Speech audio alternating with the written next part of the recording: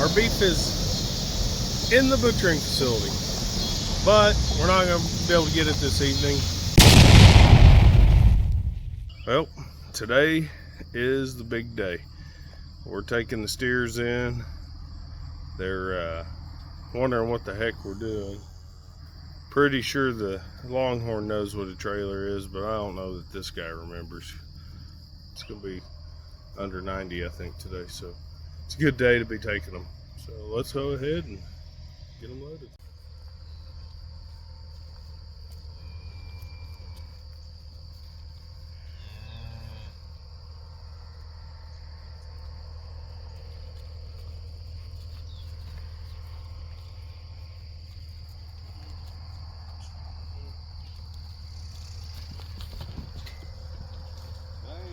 As easy to load as a cow. No. They need that gate.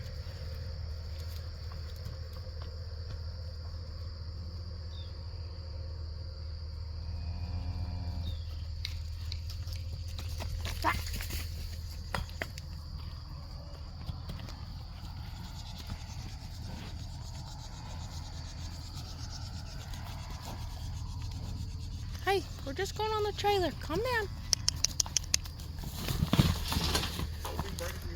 Alright, I'm gonna put my phone down because I feel like I'm about to get injured.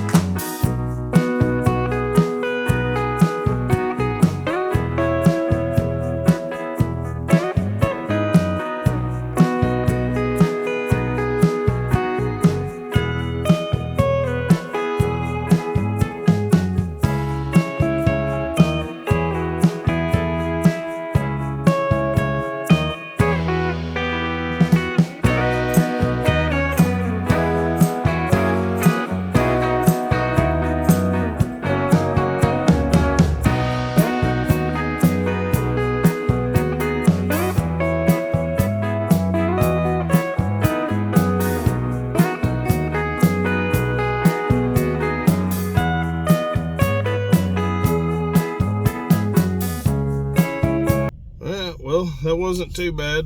We got a gate that was down there wedged up and kind of just got them trapped down to the smallest part of the corral we could. It's a pretty large corral. We had to chase them around a while before we figured out we was going to have to do something different. Because our cows normally load better, but these steers are a little higher temperament, I guess. Yeah, took us about 16 minutes to get them loaded, but we were definitely worried that they were going to jump or... Yeah, I thought that Longhorn was going to try to jump over a fence or something. One of them tried to crawl underneath the fencing, and they both tried to squeeze through the gaps, so... Not quite as easy of a loading as I'd like to see on the day of processing, but all in all, they're in the trailer. So let's go get a weight on them. The processor actually has a scale that I refurbished and built for him, so it's going to be kind of neat to weigh the cows on that scale and see what they weighed. I got a feeling the red ones, my guess is he's around 1,000, and I think the red and white one's around 875. I guess 8 and 850. No, ain't that small. But right, put your guess in the comments how big they are, and I'll let you know at the end. Thank y'all. Stay with it. Okay, so we made it to the processor. Everybody in here is doing good. Hey, buddy. Thank you for providing me with excellent beef. I want to do a little shout out because the reason I drive nearly 2 hours to this processor in Adair, Oklahoma is because I've had numerous issues with local processors, from dishonesty to very poor packaging quality And I met this guy because, like I said earlier, I did a scale for him when I was between jobs. I had purchased a Paul scale, converted it from lever to load cell and indicator, and put it up on Marketplace, and he purchased it, and I just really liked this guy. I liked his facility. His facility was extremely clean. My camera's really bad right now. But his facility was really clean. I liked what he was doing. And then when Levi did that pig project, it was supposed to be a 4-H feeder pig project, and 4-H dropped the ball and changed the butcher date, but did not tell us that the butcher date was, or they had sent it to the wrong email. And I called up this guy and I said, hey, can I get some pigs in there like next week? And he didn't have a problem with the tight schedule getting me in. So I thought, hey, let's go ahead and schedule my beef with him too. So we scheduled the beef with him. I know I'm going to get a good product, and if you're up here in northeast Oklahoma, I recommend 8 Air Custom Processing. They do a great job. They've got a nice little store. When I get these cows unloaded and weighed, I'm going to take you through the little store in the front and show you what they're all about. Some pretty nice unloading pens. And as you unload, you come back here, and here's the scale.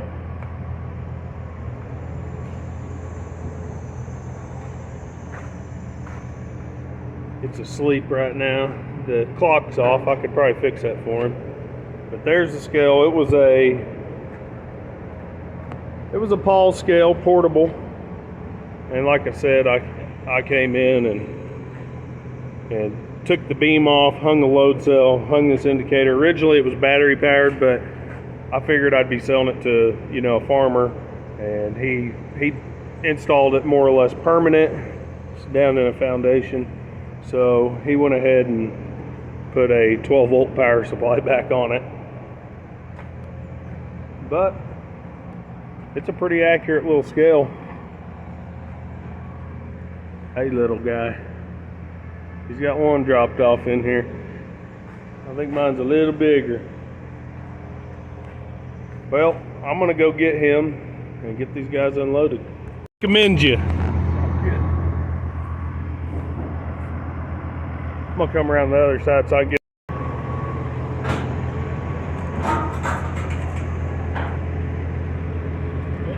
Yep.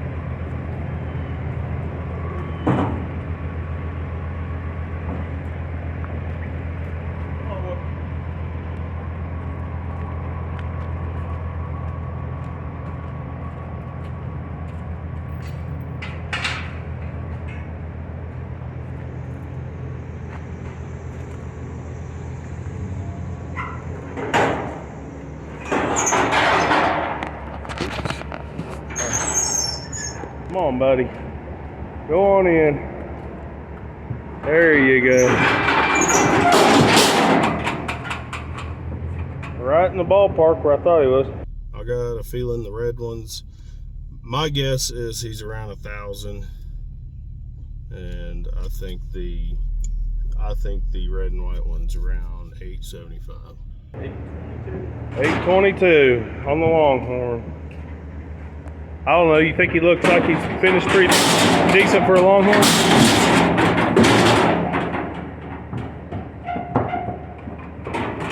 Be all right.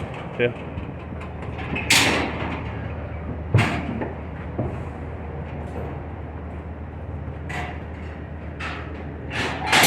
$822. That's right. I was guessing somewhere around 850.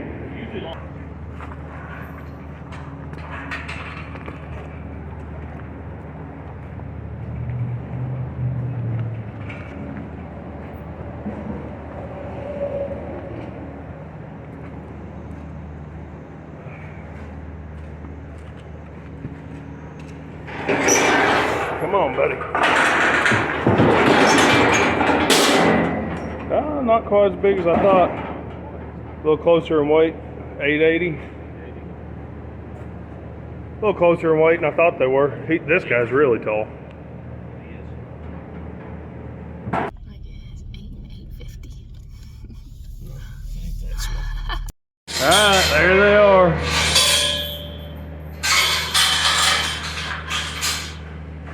A lot closer in weight than I thought they'd be.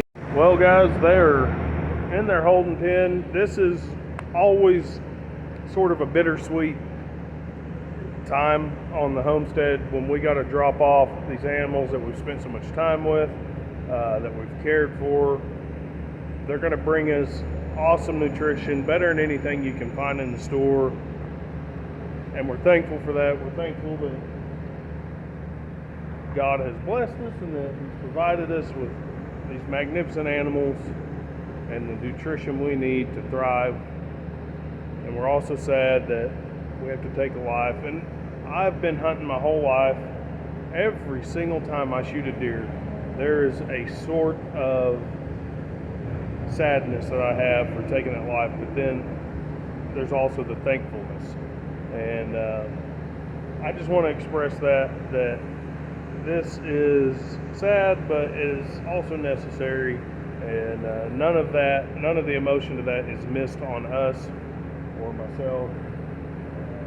And I hope you appreciate the life on your farm and the life that feeds you. Even if you're buying it from the grocery store, I hope you appreciate that and really respect the process of all this. But let's go get a look at his store.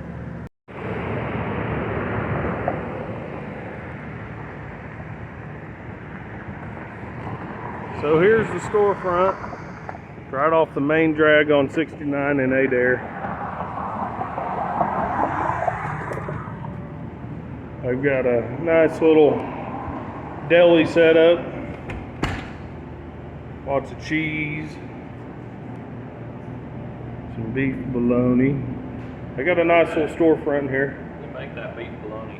This right here is the owner of the whole operation. That beef bologna is made in-house. This here we make a regular, and then this is jalapeno cheese. Jalapeno cheese is really good. Right. Yeah, I'm gonna have to. Summer sausage and snack sticks. I'm gonna have to pick up some of that jalapeno beef bologna on the way out of here. I've got some merchandise. But like I was saying earlier in this video, they have got a really clean facility. This is one of the main reasons that I drive up here, is the packaging. You can see that packaging right there is extremely good. Our customers from from Levi's Pigs were extremely happy with what they had going on. So, but anyways, I hope you guys come pay Wes a visit up here in Northeast Oklahoma, and they can make this stuff out of your animal. They can make these sausage sticks, the summer sausage and this beef bologna, and also the bacon was probably the #1 talked about thing from Levi's Pig customers. They said that the bacon from up here was extremely good. So if you're going to be having any pigs processed, I highly recommend Adair Custom Processing. Alright guys, we're in Adair to pick up our beef. And as you can see, it's getting dark. So, we're literally, our beef is in the butchering facility. But, we're not going to be able to get it this evening. And what we ran into was Shayla got up here 9 hours ago? Yeah, 8 hours ago. 8 hours ago. Runs into the Dollar General, which is right. Literally across the street. Right across the road there. And he comes outside and the truck's stuck in 4 low by itself.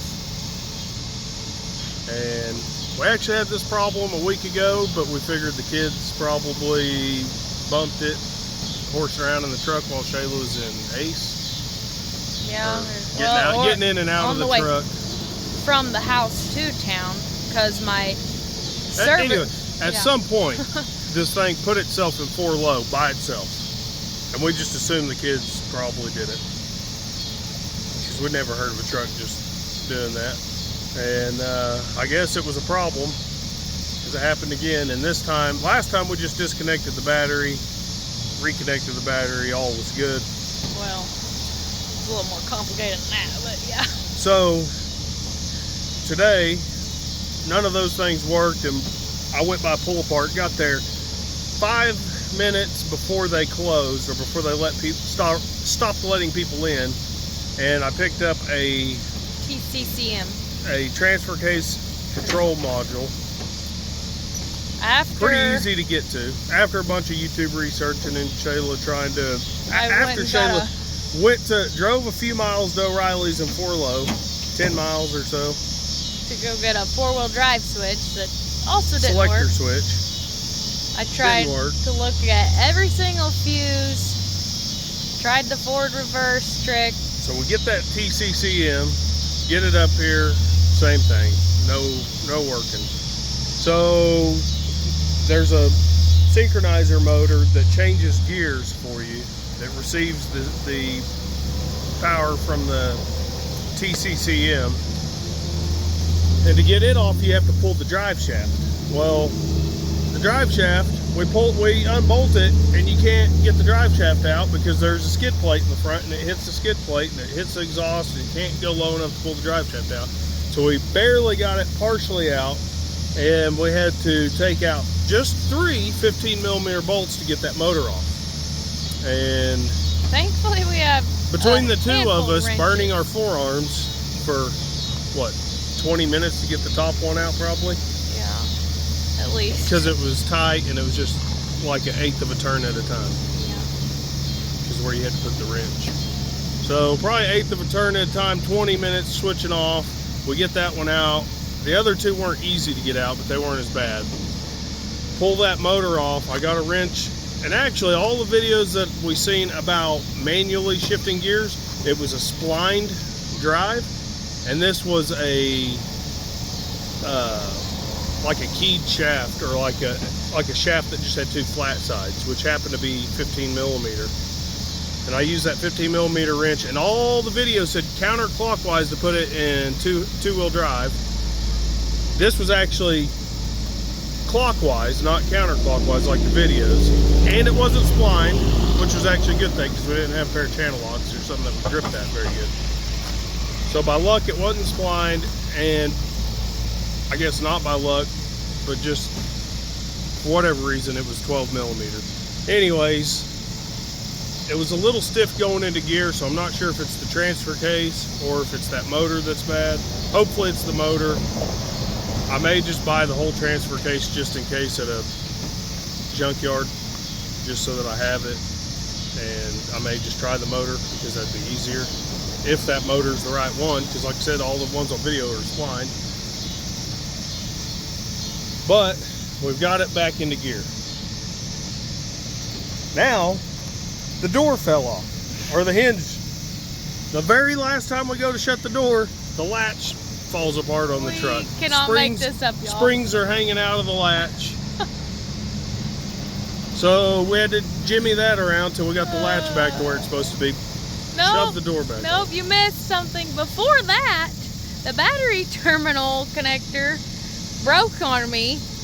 They got the stupid square head nuts, and the first one it cracked. I left that one alone, and I realized I was pulling off the wrong one anyway. Switch over, it cracks. I'm like, okay, so I kept taking off the negative to try to reset the computer. Come back out, and I go to turn it again, and the whole freaking, well, the bolt it was crooked. The whole freaking terminal breaks in half. So I jerry-rigged it, and so I guess these are things you deal with when you don't have a truck payment, but not things that you won't necessarily have to deal with if you have that payment as well. Yeah. So even if I have to throw, I don't know what a transfer case is going to cost at the junkyard, but I'm probably going to buy the whole thing. Probably a few $100s. Probably at least a few $100, if not $600 or $800. But, and that's if they have it, because it's probably one of the first things that gets jerked out of the car at the junkyard. So, you know, even if this cost me $800 to repair it, it's still less than probably what a new truck payment is nowadays. I couldn't imagine a truck payment being under $700 to $800. So, all in all, I We're guess safe. we're still here. And I'm thankful that we're safe, and I'm thankful that we did stop in the dollar store because of Levi needed a charger, and I went in there first. And if we had come over here first, we would have had all that meat in the car and went to go start the truck, and then we would have been in huge trouble. Or if it would have happened on the way home. Or on the way, yeah. On the way home. So it was. There's still things to be thankful for. Always some positive, but yep. Welcome to our life. So, yep, there's that. Stay tuned to see the meat. Maybe in the morning, and I might still look like this because I might be sleeping in the truck to avoid the 4-hour drive, 2-way drive. We don't have enough time in the day to drive back and forth. Probably gonna find a cheap motel. It'd be 6 hours because it'd be 2 back, 2 here in the morning, and 2 back. Then there's a whole day gone on the farm or in the house working on this or that. Levi already missed practice. Fun day. But stay tuned and we'll let you know what happens. Alright, so we made it. Stayed in the big cabin last night to prevent extra trips, and I'm here with Wes, and he's going to talk a little bit about what they do here at 8-Air Custom Processing. So, we got a cut sheet. Can you put this on there? So Yeah. we can see it? Yeah, we can pause it right here and show it cut sheet.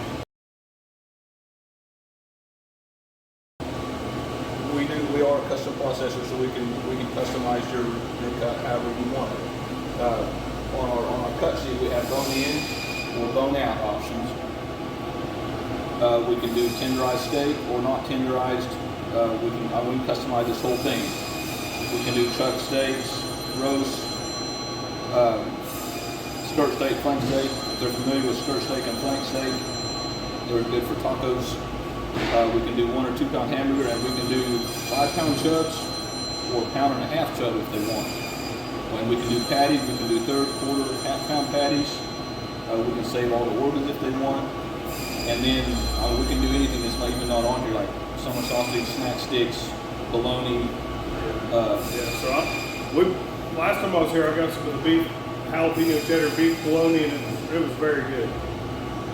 Or beef sausage, brats.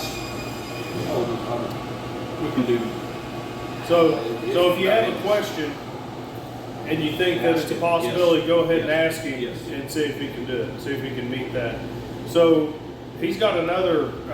He's got a relatively large and up and coming producer here in the area, and they got a process called cold shortening for lean cattle, for small carcass lean cattle, and I'm going to do some more reading on it. I sort of know what it is, but whenever I pull those steaks out and do a comparison later, because we kind of did an experiment. We did half of my Longhorn cold shortened and half of it not.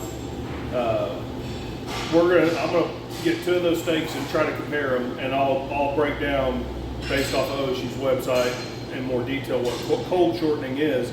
But if you have a special process, give him a call, see if he can do that and meet your expectations on that. And we can hang them a week, 2 weeks, 3 weeks.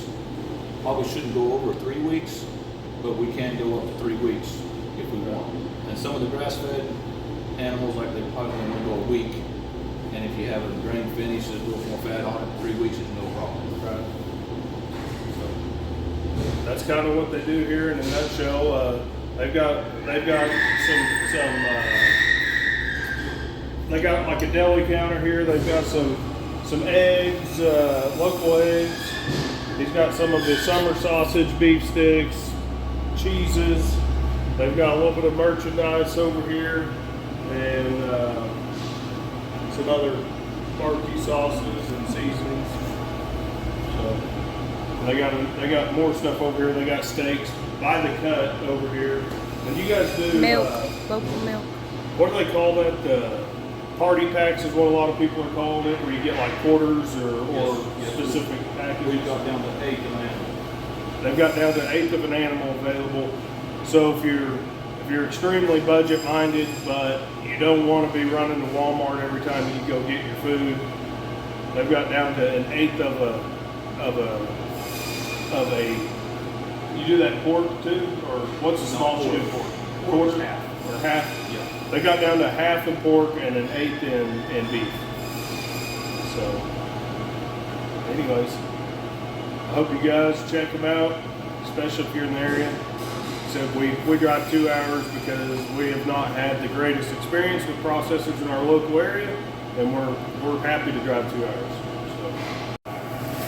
So. Shayla's gonna get Levi some dill beef sticks and some of these eggs because our hens have gone broody and they're free ranging. So here's that other cooler with the cuts of meat. That's pretty good looking New York strip right there. Got some pork, chicken, bacon. Better looking in the store. Shayla's got to climb in. I gotta get a key first. Shayla's got to climb in over the seat because the door latch is broke. And the windshield wipers don't work. But anyway, you can actually see their butchering floor from outside. So nothing to hide here. Nothing to hide here. They do a good job. I've been in there. I've done scale work in there. It is extremely, there's a lot of truck traffic out here, but it's extremely clean.